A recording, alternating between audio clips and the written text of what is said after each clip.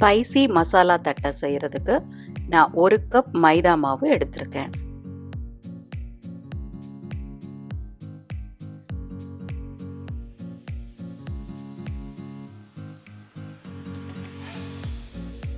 அது கூட 1 table spoon அளவுக்கு அரிசி மாவு சேர்த்துக்கோங்க.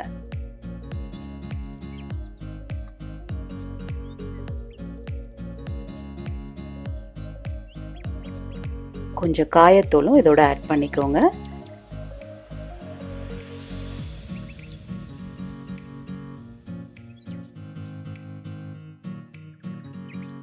ஒரு டீஸ்பூன் அளவுக்கு கருப்பு எள்ளு இதோட சேர்த்துக்கோங்க.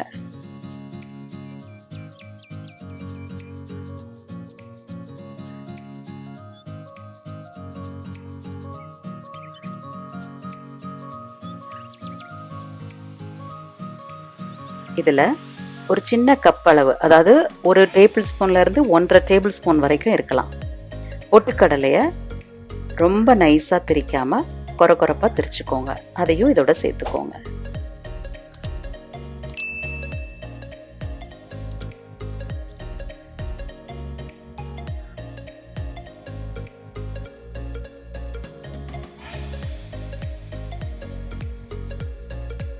ஒரு 7 காஞ்ச மிளகாய்,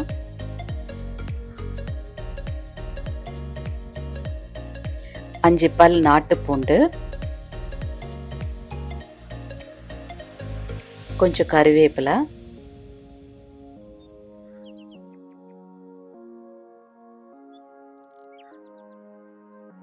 ஒரு டீஸ்பூன் அளவுக்கு சோம்பு. இதை கொரப்பாக மிக்சியில் அரைச்சி எடுத்துக்கோங்க. அதையும் இந்த மாவோட சேர்த்து நல்லா பிசையணும்.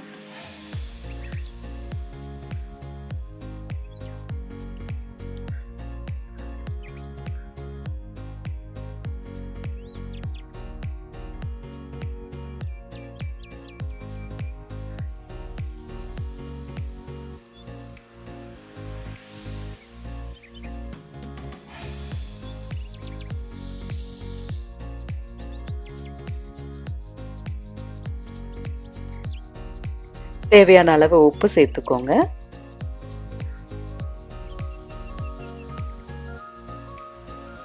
ஒன்றரை டேபிள் ஸ்பூன் அளவுக்கு வெண்ணெய் சேர்த்துக்கோங்க.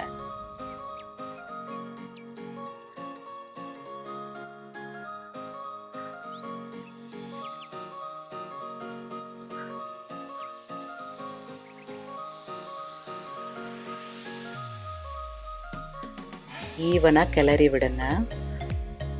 அந்த வெண்ணெய் கட்டி உடையிற மாதிரி எல்லா மாவுலையும் படுற மாதிரி வெண்ணெய் கட்டி உடைச்சு விடுங்க.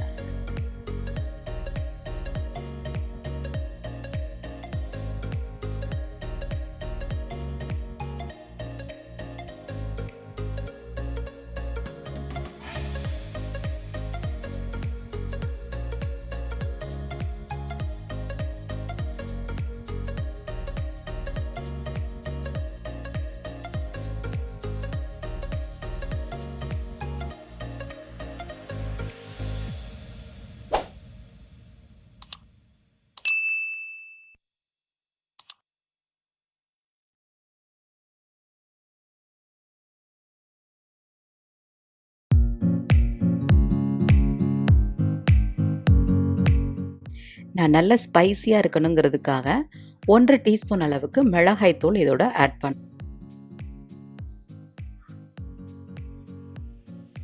தண்ணீரை தெளித்து நல்லா டைட்டாக பிசைஞ்சுக்கோங்க.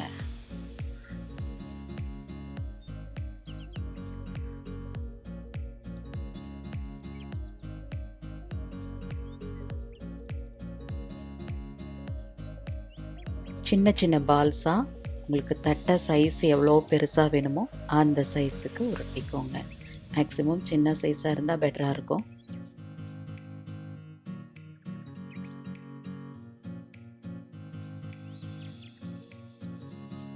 நான் கொஞ்சம் மீடியம் சைஸில் தான் தட்டையோட ஷேப் வச்சுருக்கேன்.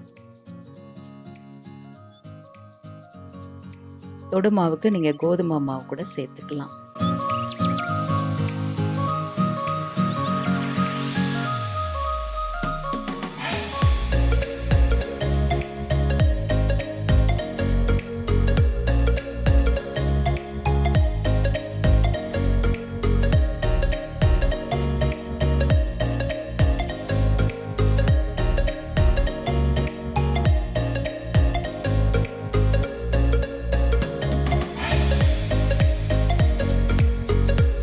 இதில் ஃபோக் வச்சு அங்கே இங்கே ஹோல்ஸை இது பண்ணுங்கள். ஏன்னா அது உப்பிடக்கூடாது. அதுக்காக எண்ணெயில் காய வைக்கும்போது எண்ணெய் காஞ்ச உடனே பொரிச்சு எடுத்துருங்க. That's it. நல்ல வாசனையாக கிறிஸ்பியாக அட்டகாசமாக இருக்கும் இந்த தட்டை. ஒரு கப் மாவுக்கு 20லேருந்து 25 தட்டைகள் வரைக்கும் வரும். நிமிஷத்தில் செஞ்சிடலாம். நல்ல கிறிஸ்பியாக பொரிச்சிடுங்க. மிதமான தீயில வச்சு இந்த பட்சணம் செய்யுங்க.